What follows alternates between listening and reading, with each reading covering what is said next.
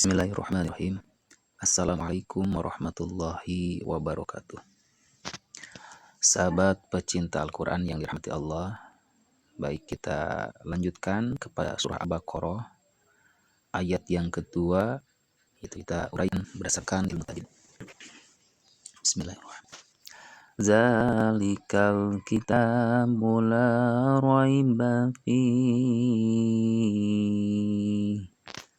hudan lil muttaqin.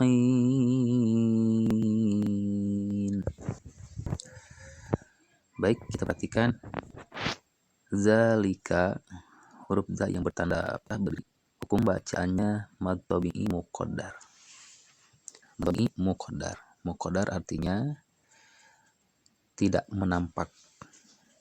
Jadi ada tanda panjang yang tidak menampak, akan tetapi dibaca panjang seperti halnya mad tabi'i, yaitu 2 harakat.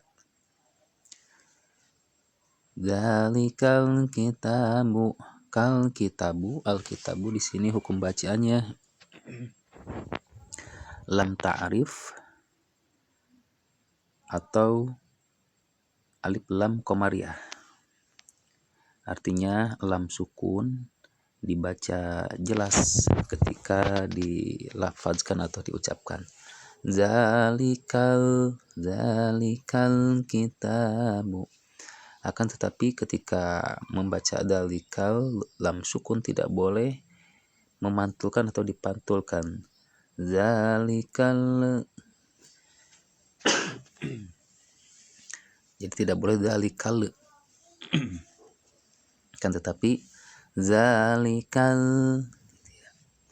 Berikutnya kitabu ta yang bertanda patah berdiri, yaitu mad tabi'i muqaddar, dibaca 2 harakat. La ada fathah menghadapi alif mati, itu hukum bacaannya mad tabi'i atau mad asli, dibaca 2 harakat.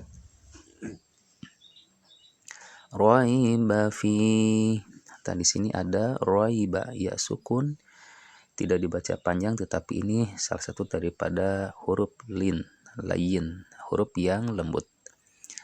Dan di sini baik perhatikan ada tanda titik 3 di atas antara raiba sama fihi. Ini artinya waqaf mu'annakoh. Waqaf mu'annakoh artinya boleh diberhentikan salah satu tanda tersebut. Contohnya la raib fihi hudan lil muttaqin. Ya, jadi berhenti di raib.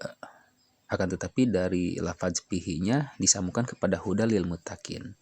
Akan tetapi agar bacaannya tidak rancu, maka biasanya waqaf mu'annakoh ini berhentinya di tanda yang kedua.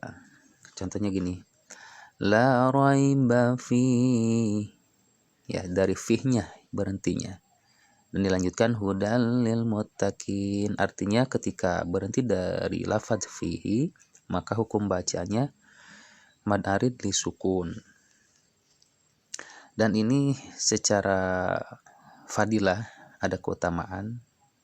Jadi ada keutamanya itu boleh berhenti di tanda berikutnya, tanda yang kedua. Akan tetapi boleh diwasolkan kepada huruf ataupun lafaz berikutnya. La raiba fihi hudan lil muttaqin. Boleh seperti itu, akan tetapi kita tidak mempunyai keutamaan dalam membaca atau dari tokoh ini. Nah, ketika diwasolkan kepada hudan lil muttaqin, maka fihinya tidak menjadi mad arid disukun, tetapi berubah menjadi mad tabi'i karena diwasolkan.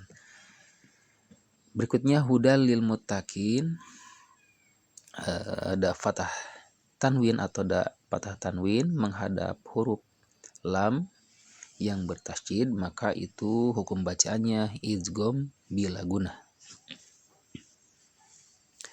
Hudal, jadi patah tanwinnya tidak terbaca hudan, akan tetapi terbaca lam. Hudal lil muttaqin, ya, seperti itu. Isgham bila gunah. Lil muttaqin, muttaqin ada huruf ta yang bertanda tasydid, itu hukum bacaannya musyaddad. Muttaqin, muttaqin, dan sifatnya tertahan. Dan berikutnya ada kina, lil muttaqina, kina ada ya sukun, huruf setelahnya ada huruf nun yang bertanda patah. Berhubung di sini berada di akhir ayat, maka hukum bacaannya mad li sukun. Mad arid li sukun. Yang tadinya ya sukun itu tanda daripada mad tabi'i. Jadi artinya mad tabi'i ketika diwasolkan kepada huruf ataupun lafaz berikutnya. Akan tetapi di sini ada di akhir ayat, maka hukum bacaannya mad arid li sukun. Dan panjang bacaannya 2 sampai dengan 6 harkat. Baik, itu penjelasan atau uraian dari surah Al-Baqarah ayat yang kedua. Semoga bermanfaat. Wassalamualaikum warahmatullahi wabarakatuh.